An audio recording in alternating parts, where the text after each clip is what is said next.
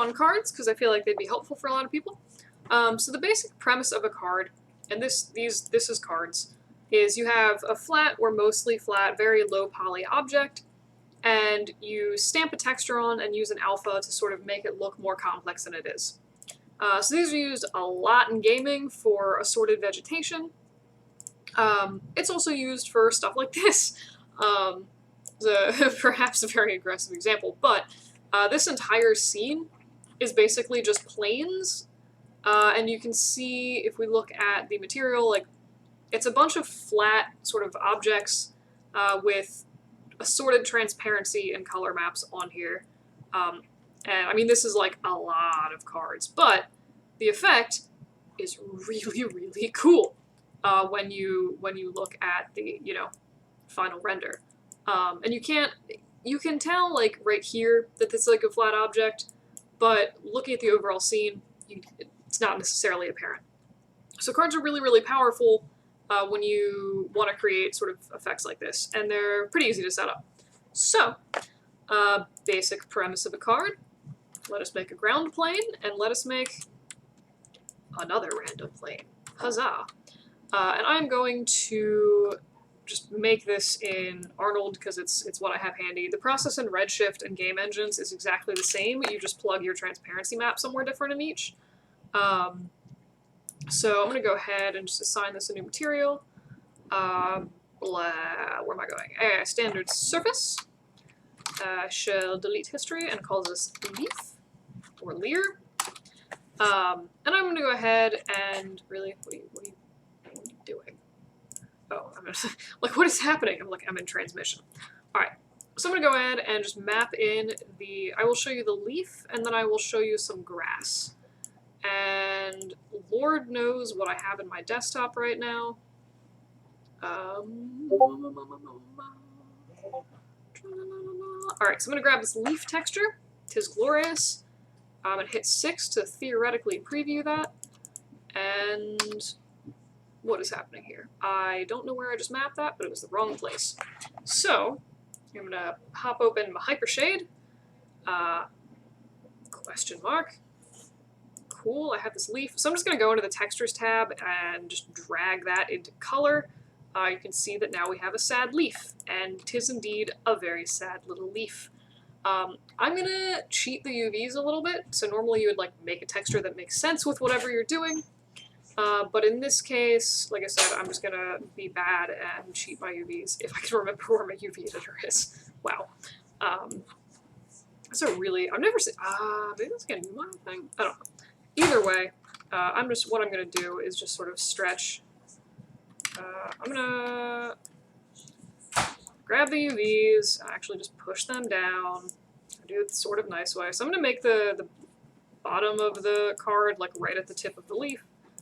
It just is a little bit easier to deal with. Stretch that out and just sort of bring that up. So now the whole card should just have a nice leaf on it. Obviously there's a crap ton of texture distortion because I don't know what I just did with my UVs. They look insane.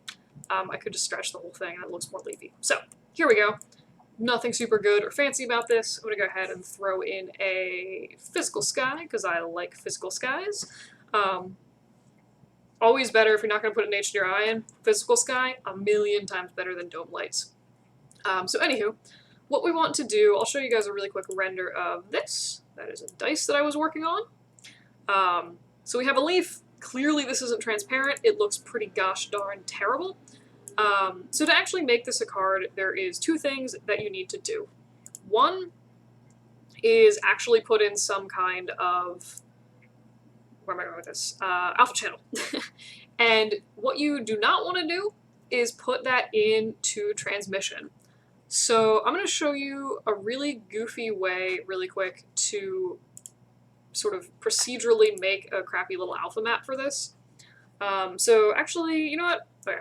I'm gonna show you like 4 ways to do this wrong so you know what it looks like and can troubleshoot it if it goes wrong. So I'm just gonna take this leaf file and put it into the wait for transmission. This is gonna look a little weird. Where did I put my render? Yes, it's all on my different monitor. Okay. Alright, so this is what happens if you use transmission for your thing. It kind of looks like a weird clear piece of glass, which is obviously not what we want. It does bring up the issue where I have not told this object to be transparent, so I'm going to go ahead and go into the shape node for this and uncheck opaque. Now at least it looks clear. It still doesn't look good. So what we're going to do, so like I said, this is the wrong place to map in transparency. You do not want to do it in transmission. That is going to make a sort of weird glass effect. Where you actually want to put this is, if we look in geometry, there's same place, well, don't put it in the bump mapping channel, but there's this opacity tab. This is where you want to actually put the file. So I'm going to grab the file.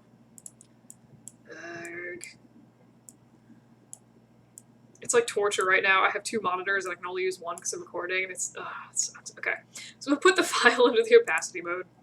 And you can see that, I mean, this is still objectively wrong. I'm going to close this and reopen it because I think it maybe didn't update my textures. No, oh, I see what happened. Okay, so you can see we have at least a sort of vague leaf kind of showing up maybe. In this case, when I broke the connection with transparency, it had the wait for transmission turned up. So once I turned that off, we have what should look like an actual backwards leaf. This is really wonky. Obviously, the opacity is in the wrong spot. And you have partially opaque leaves, which isn't what I want. So I'm going to show you a really quick hack if you don't want to like go into Photoshop and like switch this around to get this to be a black and white image. So I'm going to go ahead and just sort of expand, expand that. And what I'm going to do is some jiggery pokery with a ramp texture. There's an assortment of different ways to do it. This is just the weird, goofy way that I like doing it. So what I'm going to do is pick one of the random colors from this. I'll do green because there's a lot of green in a leaf. Throw that into either the U or V chord. It doesn't matter which you use, but by default, the ramp is set to a V ramp, so that is your V coordinate. If you set it to U, you would just have to use the U ramp instead. So by putting it in V, it saves me like 2 mouse clicks. Very lazy. So what I'm going to do, set interpolation to none, and I'm just going to slide this around until it gives me a nice black and white image. Obviously not perfect, and you know, here's some areas, but it's going to give more or less what we want. And then we should be able to just drag the out color into opacity, and this is going to be the wrong backwards leaf. Heck yeah, so now I have a totally transparent leaf and a background, which obviously is the opposite of what we want. So what I'm going to do, I'm going to swap the black and the white values in this, and I believe there's also an option to just invert the whole ramp, which I could have ticked, but you know, that took 5 seconds and it's a little bit more obvious what's going on, and now we have a goofy leaf. So this is a card, fairly straightforward to set up, I think, hopefully. The other nice thing, so I guess, alright, cool. So I guess looking at this, and they look really stupid in the outliner, but obviously if you look at this from the side, it loses a lot of volume. So there's some stuff that you can do to sort of make this look a little bit nicer. And what I'm going to do, I guess, is really quickly sort of show you some different versions of doing that. So I did Control-Shift-X to get in my multi-cut tool, and then I just like threw in a few more random edge loops in this.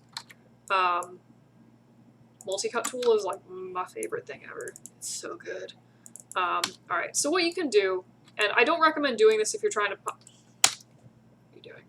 If you're trying to populate like thousands of leaves, but if you're making like one sort of larger like hero plant or something, you can go through and, you know, add a little bit more resolution to the leaves. It's going to be like really, gosh darn it, it's going to be like really close in the foreground or something like that. You can give your leaf a little bit more dimension and it'll just make it look kind of nicer. Again, I don't do this if you have like a whole, oh wow, that's a shiny leaf. We're going to ignore that. But it'll just look a little bit nicer from the side. Bad for 5,000 leaves, good if you have like one large potted plant in the corner and you want the leaves to not look like super trashy. Or if it's like a banana plant or something weird, something with like big, long, floppy leaves, totally curve your plane. It's going to look way nicer. Alright, so that's cards in a nutshell. Again, exact same process to set this up in Arnold or Redshift. Wait, this is Arnold. Same process for Redshift, same process for pretty much any game engine. You just need to figure out where the appropriate opacity channel is. That's basically cards. I'm going to run through, show you a little tuft of grass and like how to make nice grass tufts, should you want that. It's pretty much going to be the same process, just going through with a different channel. So if you want a sort of recap, it will be there. Alright, so I'm going to go ahead. Wow, I don't know what that voice is, sorry. I may have eaten a pile of Swedish fish for lunch, and that may have been a mistake. Okay, so we have this lovely tuft of grass, which makes absolutely no sense. Alright, so this I'm going to go ahead and do another quick tweaking if that's not, actually probably is fine, but anywho, I'm going to go ahead and just like tweak the UVs for this really quick. I don't care so much about the bottom of the grass. I just want the grass to not be clipping. I don't know. It's gonna look nicer for this 5-second demo, which I'm gonna immediately destroy afterwards. Oh, I care so much. Okay. So, grass texture. I'm gonna do the exact same thing that I did before. I'm gonna pull up my Hypershade. I'm gonna go to my grass texture, get rid of everything down here, expand that, and do the same thing that I did before. So I'm going to make a ramp texture. And again, you can also do this like AI standard whatevers. I find them awkward to work with. So I'm just throw the green into my V and the out color into opacity. And then once we look at the ramp, we're going to set that interpolation to none and just drag this down. And this time I'm going to be lazy and just invert the ramp. So that should give us something that looks vaguely like a tuft of grass. We have grass. So with a single polygon, we've made an entire row of very grainy, terrible looking grass. Incidentally, I do recommend actually making your own texture maps, or you could expand the green a little bit, so you don't get this like gross white border around stuff, because like that looks pretty trashy. But for a 5-second example, the heck with it. Alright, so what you can do if you're using this for like an entire environment is go ahead and, what are you doing, computer? Computer. There we go. No idea what it was doing. So a lot of times in games, like what they'll go ahead and do is they'll just sort of like move these around, flip them at different angles, and what that does is it kind of like creates a more, I guess, not wholesome, that doesn't make sense. It makes a more sort of immersive feel for the grass. You can also scale some of these to be, you know, different sizes or whatever. It really just sort of depends on the effect that you're looking for. At least make sure that they're sitting in the ground. That does tend to help. And where am I going? I'm going to my render view, which is here. And now we have a lovely, really janky pile of grass. So again, this is like 5 or 6 planes, and apart from the fact that you have this like really, really obvious seam in the ground, and you know, a lot of gross white around, it makes a lot of grass really quickly and can be a nice way to just sort of like throw some grass in the seam.